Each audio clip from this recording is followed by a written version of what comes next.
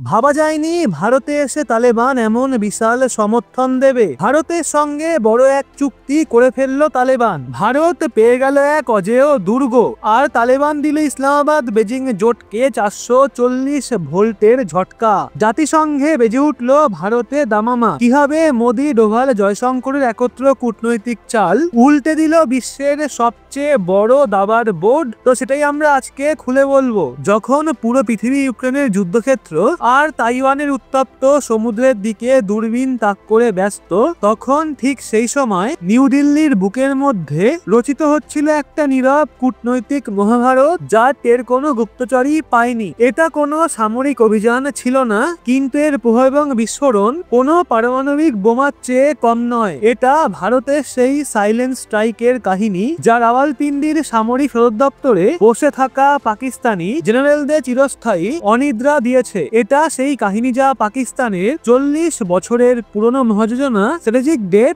এক ধাক্কায় মাটিতে মিশিয়ে দিয়েছে। দিল্লির মাটিতে পা রেখেছিল এমন একজন ব্যক্তি যার নাম শুনলেই পাকিস্তানি শাসকদের কপালে ঘাম আর চীনের কৌশলবিদদের মনে ভয় ঢোকে। সেই ব্যক্তি হলেন আফগানিস্তানের পররাষ্ট্রমন্ত্রী এবং সর্বোচ্চ কমান্ডার আমির খান মুত্তাকি। কিন্তু থামুন, এটা কোনো সাধারণ মন্ত্রী সফর ছিল না। এটা ছিল প্রধানমন্ত্রী নরেন্দ্র মোদী, পররাষ্ট্রমন্ত্রী এস জয়শঙ্কর স্যার এবং জাতীয় নিরাপত্তা উপদেষ্টা অজিত ডোভাল স্যারের সেই ত্রিমূর্তি সাজানো দাবার শেষ এবং সবচেয়ে ভয়ঙ্কর চাল, যে এক চালেই পাকিস্তান এবং চীনের বন্ধুত্বকে সায়মাত দিয়ে দিল ভারত। এই গল্পের প্রতিটা স্তর আমরা খুলে বলবো, যে কিভাবে ভারত নিজের সবচেয়ে বড় শত্রুর সবচেয়ে বড় বন্ধুকেই নিজের হাতের মহড়া বানিয়ে শত্রুদের শক্তিশালী দুর্গ ভেঙে ফেললো মাটিতে। তালেবান ভারতের কাছে চেয়েছিল সঞ্জীবনী, আর বদলে দিয়েছে এমন এক নিরাপত্তার প্রতিশ্রুতি যাতে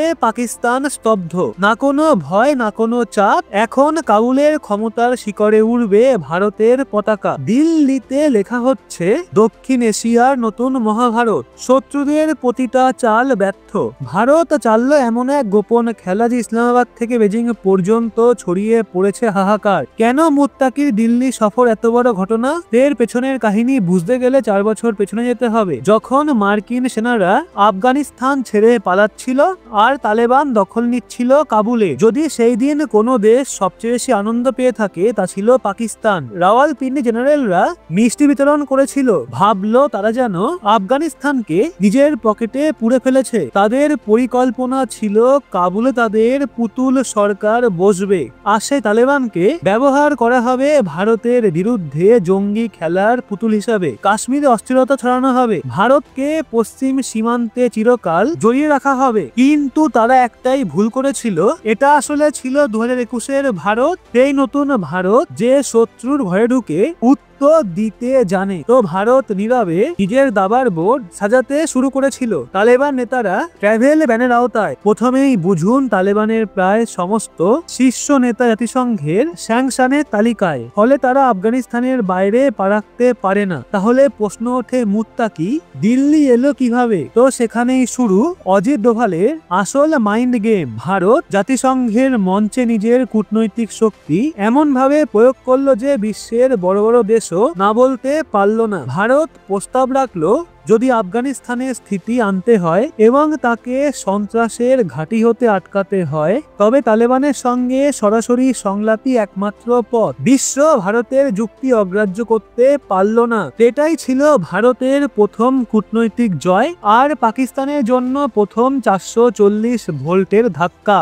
পাকিস্তানের 40 বছরের স্বপ্ন ছাই হয়ে গেল যখন মুত্তাকি দিল্লিতে পৌঁছালেন। তখন বন্ধ দরজার ভেতরে দুটো ঐতিহাসিক ঘোষণা হলো। প্রথমত, তালেবান ভারতকে লোহার মতো দৃঢ় আশ্বাস দিল, আফগান মাটির 1 ইঞ্চিও কখনো ভারতের বিরুদ্ধে কোনো সন্ত্রাসী ষড়যন্ত্রে ব্যবহৃত হবে না। এটা শুধু একটা বয়ান নয়, বরং পাকিস্তানের সন্ত্রাসের কারখানায় তালা ঝুলিয়ে দেওয়ার মতো ঘোষণা, যে কারখানা আফগান মাটিতে দশকের পর দশক ধরে ভারত বিরোধী জঙ্গিদের প্রশিক্ষণ দিয়ে এসছে। তালেবানের এই আশ্বাস মানে সেই দোকান চিরতরে বন্ধ।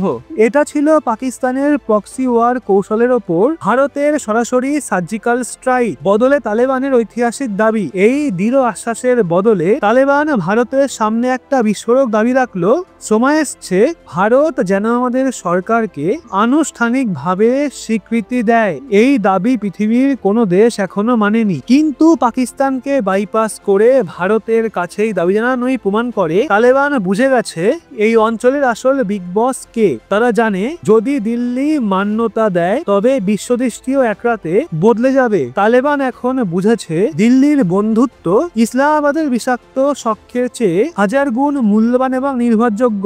পাকিস্তানের স্ট্র্যাটেজিক ডেপথ স্বপ্ন ভেঙে চুরমার। পাকিস্তানি সেনারা বরাবর বিশ্বাস করত যদি ভারতের সঙ্গে বড় যুদ্ধ হয় আর তারা হাঁটতে শুরু করে তবে তারা পিছিয়ে আফগানিস্তানে ঢুকে পড়বে, অর্থাৎ আফগানিস্তান হবে তাদের চোরদরজা বা সেফ হাউস। সেখানেই তারা আবার জড়ো করে নতুন ভাবে আক্রমণ করবে ভারতে।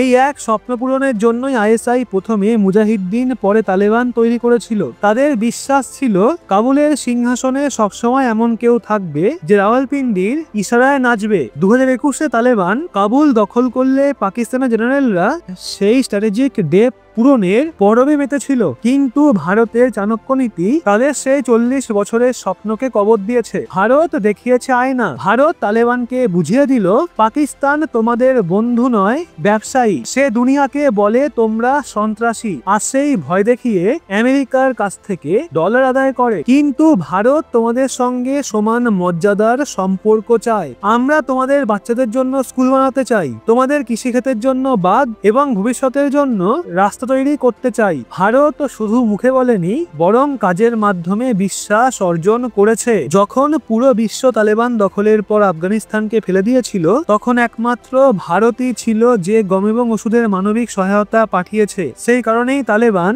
ইসলামাবাদ থেকে সরে এসে দিল্লির দিকে ঝুঁকেছে। তালেবান মুখপাত্রের এই ঘোষণা যে আমরা কোনো গোষ্ঠীর অংশ নই, এইটাই ছিল পাকিস্তানের প্রতি সরাসরি বার্তা। এখন আমরা তোমার রিমোটে চলবো না। তালেবান এখন স্বাধীন বৈদেশিক নীতি চায়, আর এই পথে তাদের দরকার পাকিস্তানের মতো প্রতারক নয়, বরং ভারতের মতো শক্তিশালী এবং বিশ্বস্ত বড় ভাই। মুত্তাকি দিল্লি সফর শেষমেশ প্রমাণ করে দিয়েছে এখন আফগানিস্তানের ভাগ্য নির্ধারিত হবে না ইসলামাবাদের ষড়যন্ত্রে, বরং দিল্লির সহযোগিতায়। তো এটা পাকিস্তানের কূটনীতির ইতিহাসে সবচেয়ে বড় পরাজয়। এই ঘটনাক্রমে আমেরিকা এবং চীনও বাধ্য হয়েছে নিজেদের কৌশল পুনর্বিবেচনা করতে। যে আমেরিকা আফগানিস্তান থেকে অপমানিত হয়ে পালিয়েছিল এখন দেখছে দক্ষিণ এশিয়ায় স্থিতি আনার একমাত্র শক্তি ভারতই। যা আফগানিস্তানের খনিজ সম্পদের ওপর চোখ রেখেছিল, এখন তারাও ভারতের ক্রমবর্ধমান প্রভাব দেখে চিন্তিত।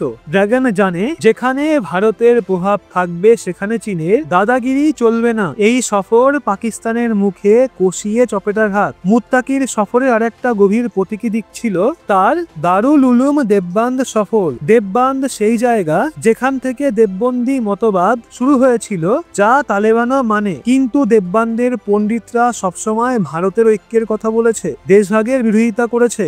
এক তালেবান নেতার দেববান্ধ সফর পাকিস্তানের মুখে ছিল তীব্র মতাদর্শিক থাপ্পড়। এটা ছিল একটা বৈশ্বিক বার্তা। তালেবান তার শিকড় পাকিস্তানে নয়, বরং ভারতের মাটিতেই দেখে। যেই ভারত ইসলামকে ব্যবহার করেনি ঘৃণা এবং সন্ত্রাসের ব্যবসায়। ডোভাল ডক্ট্রিন নতুন ভারতের নীতি। এইটাই নতুন ভারতের ডোভাল ডক্ট্রিন, যেখানে শত্রুর শত্রুকে বন্ধু বানানো নয়, বরং শত্রুর তথাকথিত বন্ধুকেই নিজের অটল মিত্র বানিয়ে শত্রুকে পৃথিবীতে একা ফেলে দেওয়া। তো মুত্তাকি, অজিত ডোভাল স্যার এবং জয়শঙ্কর স্যারের সঙ্গে সাক্ষাৎ শুধু ছবির মুহূর্ত নয়, এটা দক্ষিণ এশিয়ার নতুন ইতিহাসের সূচনা, যা এবার লেখা হবে ভারতের সত্ত্বে। তো এখন সবচেয়ে বড় প্রশ্ন, এই সেহমাত খেলার পর পাকিস্তানের পরবর্তী পদক্ষেপ কি হবে? ভারত কি সত্যি তালেবান সরকারকে স্বীকৃতি দেবে? এই বিষয়ে আপনার কি মনে হয় অবশ্যই লিখুন কমেন্টে।